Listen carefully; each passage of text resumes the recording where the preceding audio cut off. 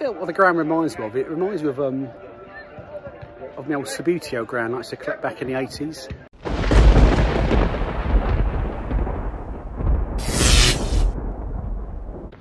Welcome back to Matt the Groundhopper channel, where for the second time in 1 week I have come over the border into Essex and faced that perilous Dartford crossing. But I'm here today at Braintree, my first time here in this northern part of Essex. It's parked up in the car park. They open up a field adjacent, so there's plenty of parking if you get here early enough. But yeah, so when I get in, there it is, it's just parking out. Let's get in and let's have a look at another new ground.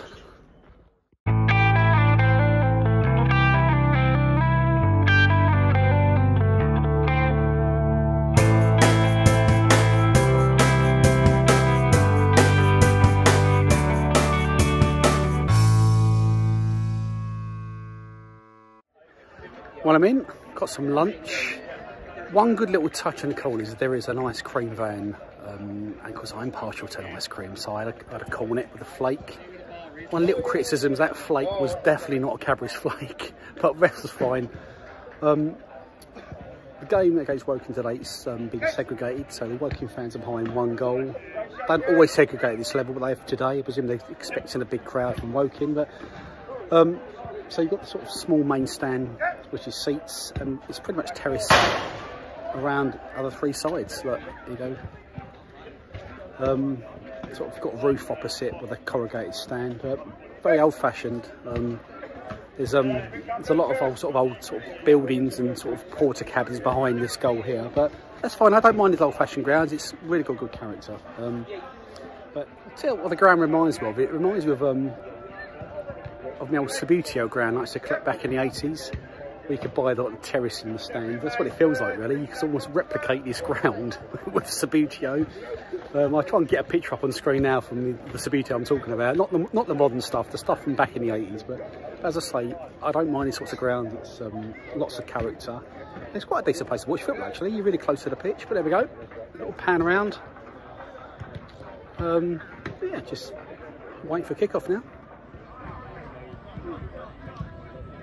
So obviously I called it Cressing Road earlier on, but it does actually have a stadium sponsorship name this season, and it is called the Rare Breed Meat Company Stadium, which is an incredible name, isn't it? The Meat Stadium, which is about the most opposite you can get from Forest Green, who are also in this division, which is pretty much the vegan stadium. So there we go, this is the Meat Stadium. Cracking name, love it.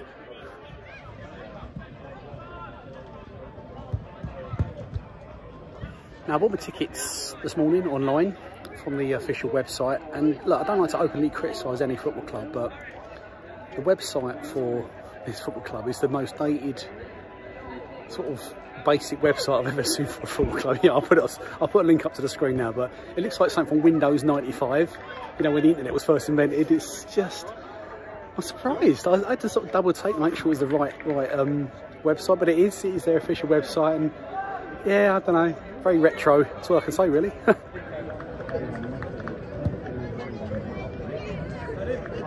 So this is a new ground for me today. This is ground number 61 of my list of 160 on the screen now. Obviously, Braintree back in the National League after being promoted last season. Sort of running out of local clubs around Kent to go to now. I've pretty much picked off all the low-hanging fruit, and every club I'm going to now is getting further and further away from my home address. But yeah, it's about an hour's drive today for me, but there we go. I'm behind the goal, and it's about, I don't know, it's about 10 minutes to kick off.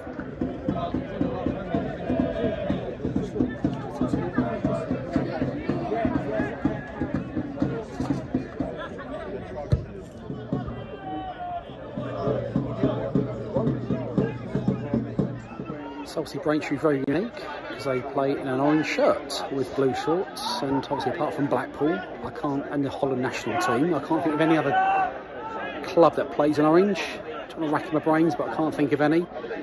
And obviously they're playing Woking. They've also got quite an unusual kit design because it's sort of half red and half white straight down the middle.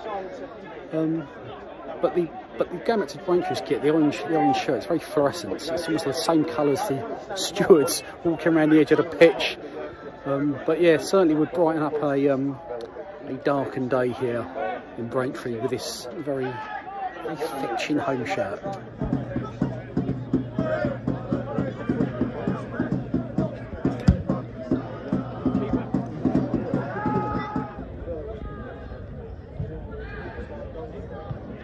So still 0-0. Obviously, I forgot to mention earlier on, obviously Braintree promoted last season at the National League South via the playoffs. And I was there at the semi-final when they beat Chelmsford away in extra time. It was a really good game actually. And then they went down and beat Worthing away in the final to earn their place back in the National League after a couple of years away. But so good achievement to get up into this league. The game itself, crowds are very quiet. It's a bit like a library really. It's just sort of talking amongst themselves, and it's a goal to liven things up. But I mean, when I come as a neutral to a ground, I sort of always want the home team to score, just so I can get the feel of the reaction of the crowd. But they need waking up because not a lot's happening. But as it stands, it is still 0-0.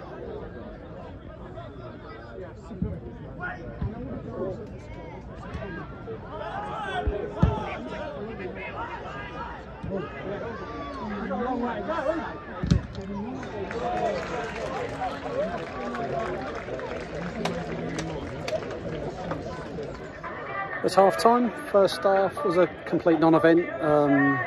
Couple of mighty chances at the end, couple of little flurry chances, but nothing major. Goalkeepers haven't done much at all really.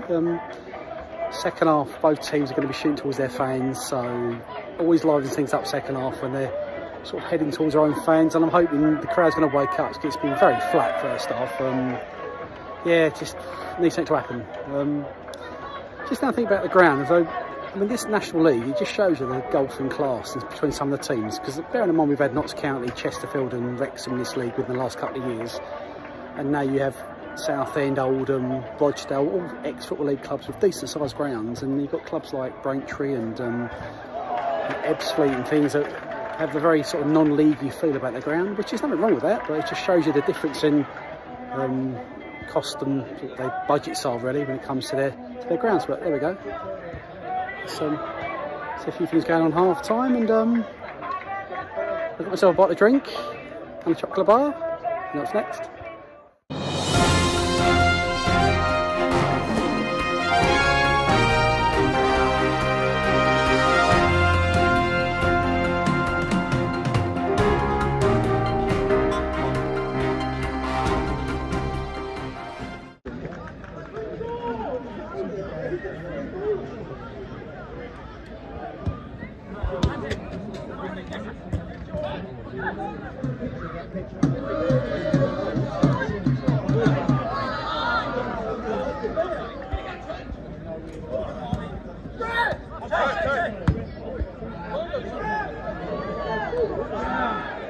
So about 10 minutes into the second half, I've changed positions. I'm on the other side of the pitch now, slightly different viewpoint.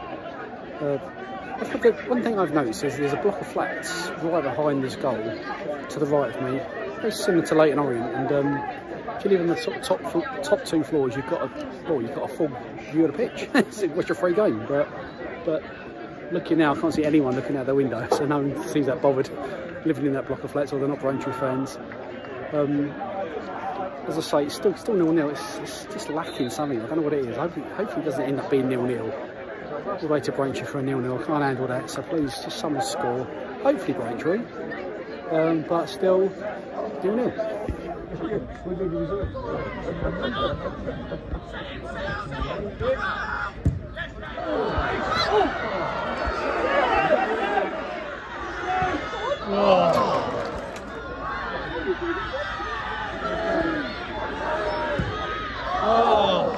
Okay, so things have woken up a bit now. A couple of chances from Braintree. I was just like, woken up from their slumber. What's going on? Because it's been a pretty poor second half, but yeah, a couple of chances.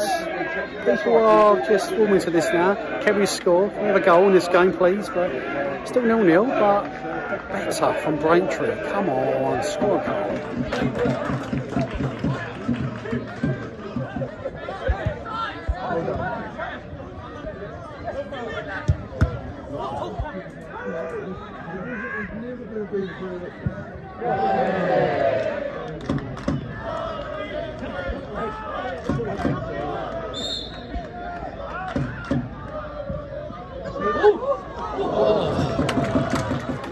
still 0-0. I mean, this game is really hard work.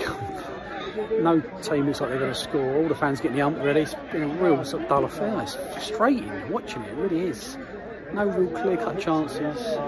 No goal kicks made, any decent saves. It's just like tippy-tap for the middle of the field. But look, we've got a couple minutes left. I live in hope. But it's still 0-0.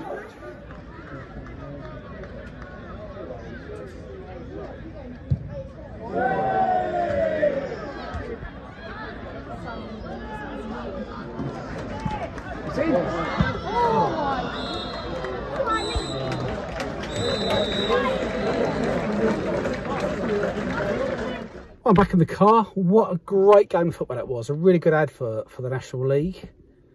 Nah, it was bloody awful. That was the worst game I've been to for ages, and they could have played for another 4 hours and nobody would have scored a goal. It's just blimmin' awful. And loads of balls kept getting blazed straight over the bar, and in the end I think the fans were just happy the whistle went, because I think everyone had enough, if I'm being honest. But anyway, so that's the game. The ground, look, the ground's, it's a bit dated. Toilet blocks are very dated, very basic catering, but it's a good place to watch football, and it would have been a good place to a Senegal if one would have gone in. But you get really good view going around the ground. But yeah, it's just a bit sort of old school, sort of very 1970s, but that's fine. I don't mind that personally. Yeah, well, if you got to the end, many thanks. I do appreciate it. If you do come to Braintree, it's very easy to park. They've got a big car park, and they open up the field adjacent to the car park, which is where I'm parked now. Anyway, so thanks again. Make sure you hit that subscribe button if you haven't already done so.